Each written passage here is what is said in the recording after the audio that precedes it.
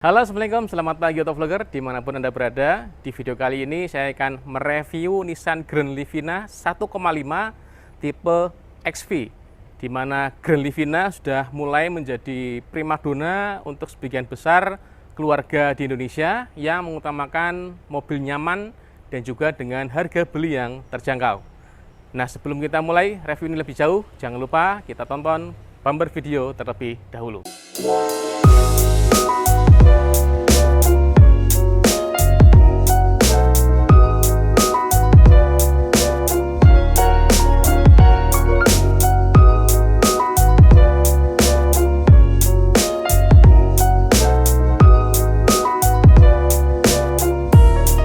Baik, yang pertama akan kita bahas dari aspek desain ya. Untuk Nissan Grand Livina mempertahankan desain cukup lama, kurang lebih sejak pertama kali dikeluarkan di tahun 2008 sampai ada perubahan di tahun 2012 ya.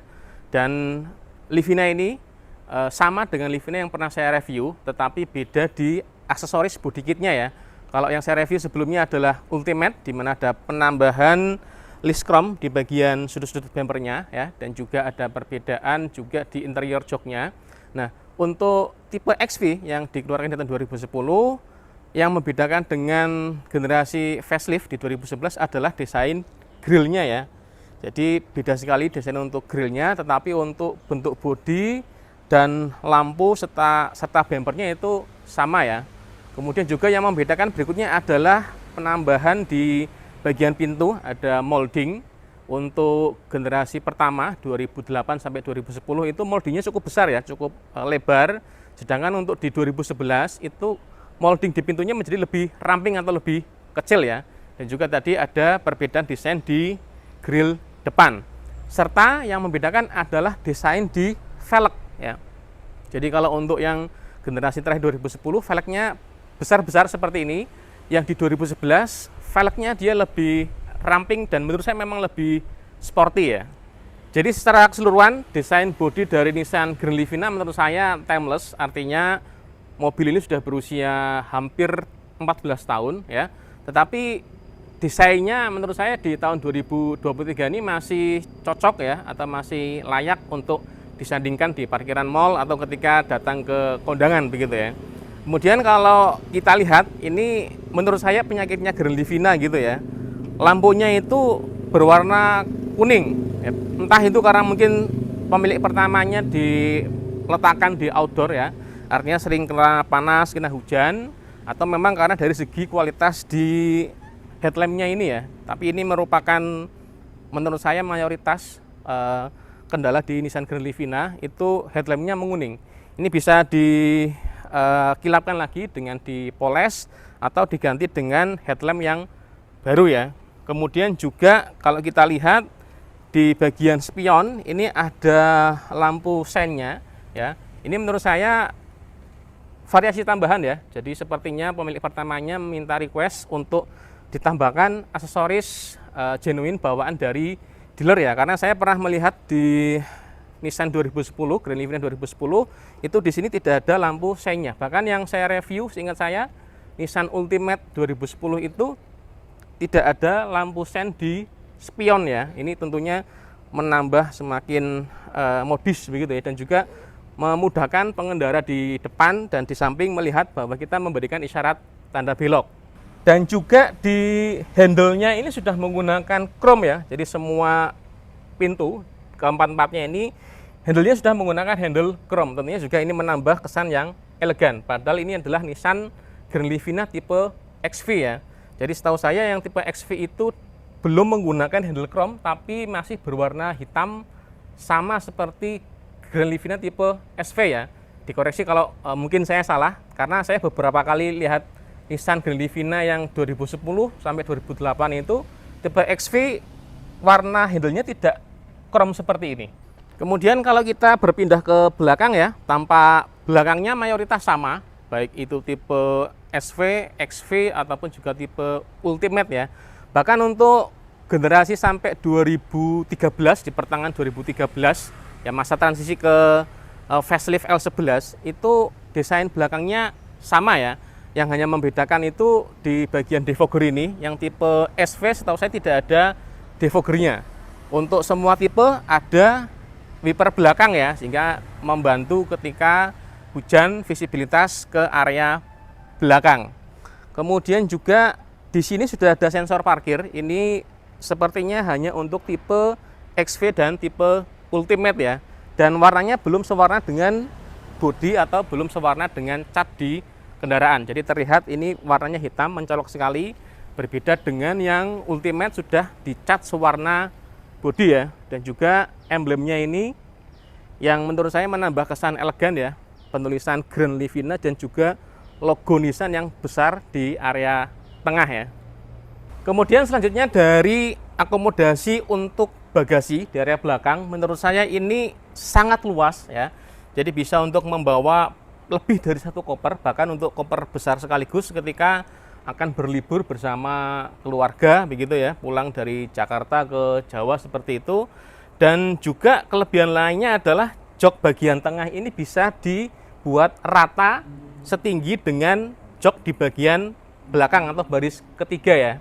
Sehingga menurut saya ini memudahkan ketika akan membawa barang-barang yang dimensinya cukup besar.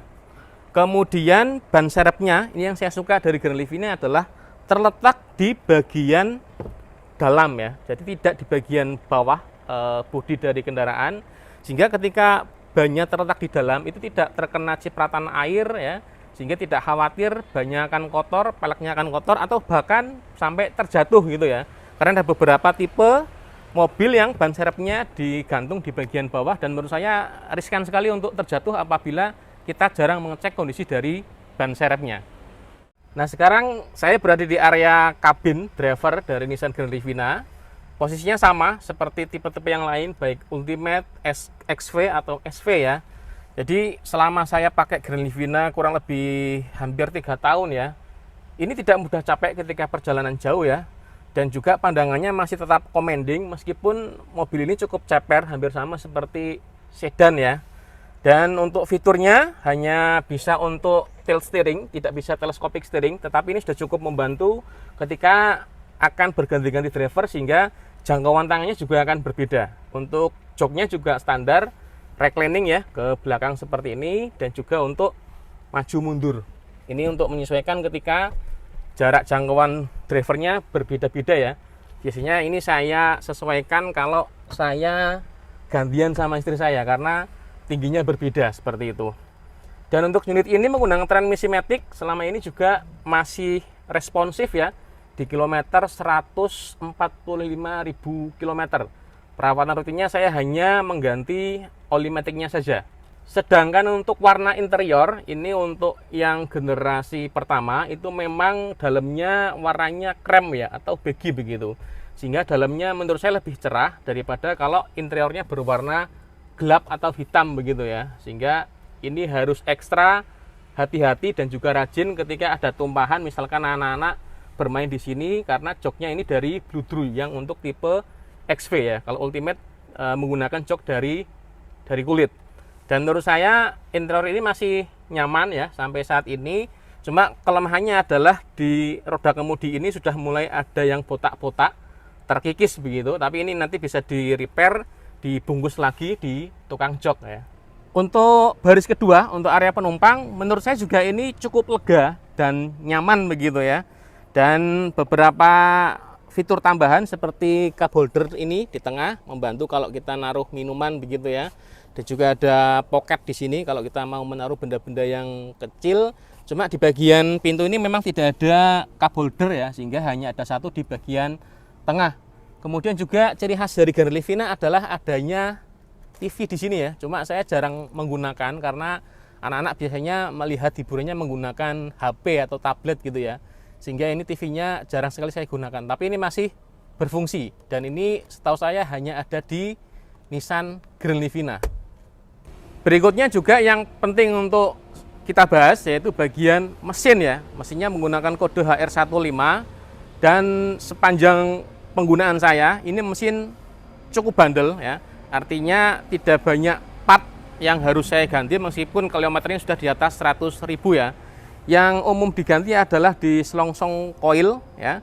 kemudian juga di fan belt, terus saya sudah ganti bearing tensioner dan juga di bagian filter udara ya. Jadi part-part yang memang menurut saya adalah consumable dan itu ada usia pakainya dan harus diganti ya. Sedangkan untuk AC ini terkenal sangat dingin sekali, AC-nya Grand Livina.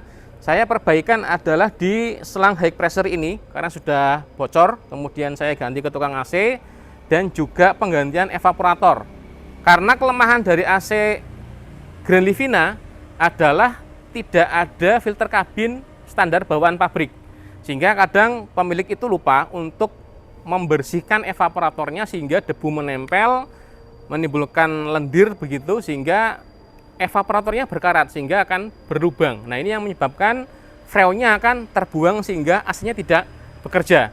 Kemudian juga yang sudah pernah saya ganti adalah radiator. Ini radiatornya jebol di bagian upper tanknya. Saya sudah membuat tutorial cara menggantinya ya.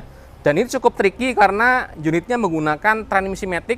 Ada saluran untuk oil cooler ya dari gearbox transmisi ke lower tank radiatornya. Dan menurut saya radiatornya cukup besar dimensinya ya sehingga tidak khawatir terjadi overheating pada Nissan Grand Livina. Dan juga yang perlu diwaspadai adalah kalau beli Grand Livina bekas, pastikan menggunakan radiator coolant ya.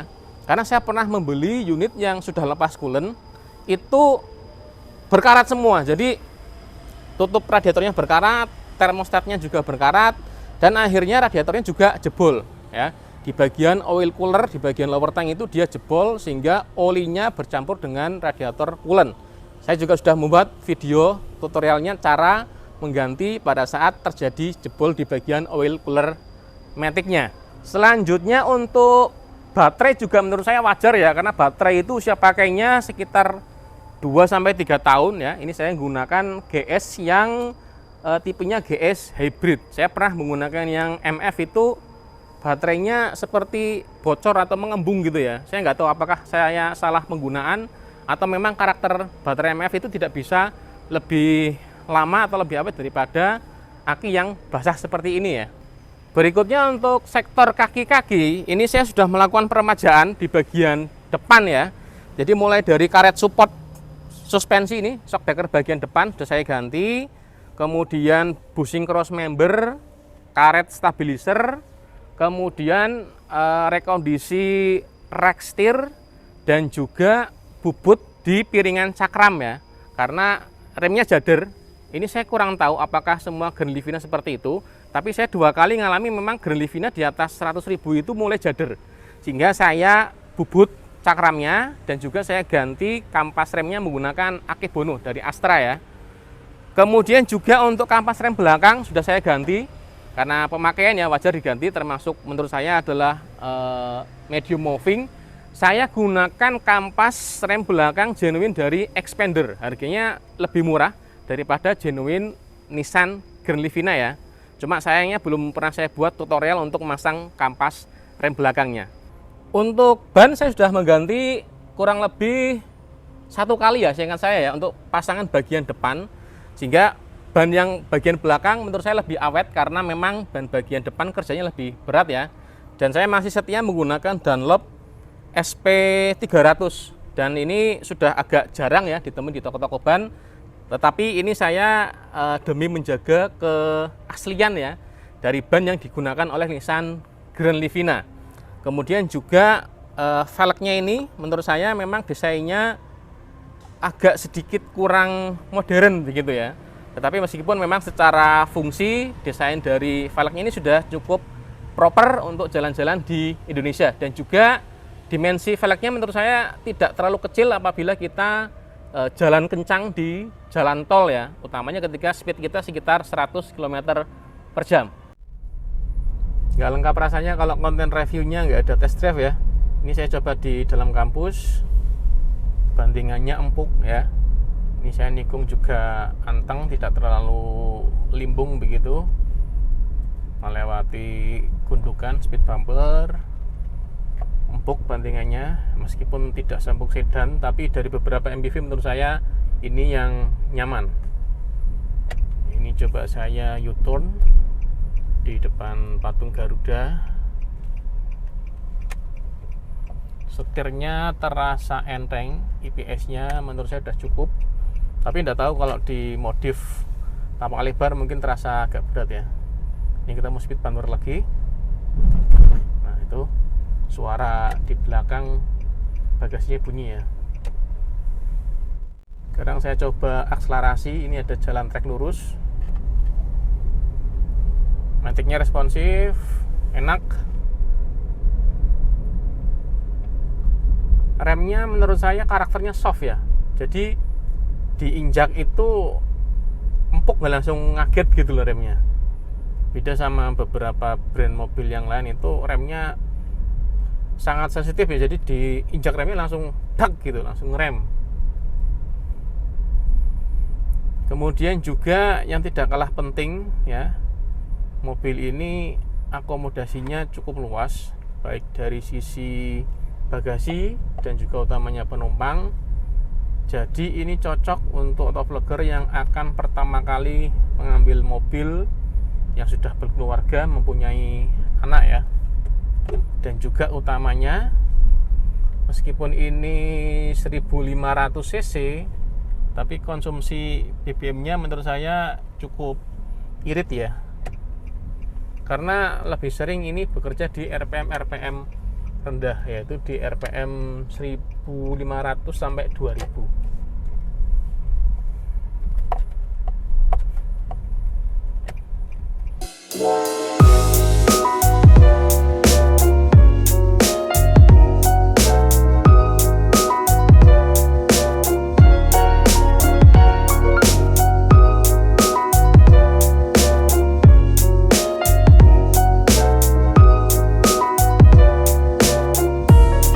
Oke, demikian tadi review lengkap Nissan Grillnevina 1,5 tipe XV ya. Semoga bermanfaat bagi autovlogger yang berencana akan membeli Nissan Grillnevina sebagai mobil pertamanya.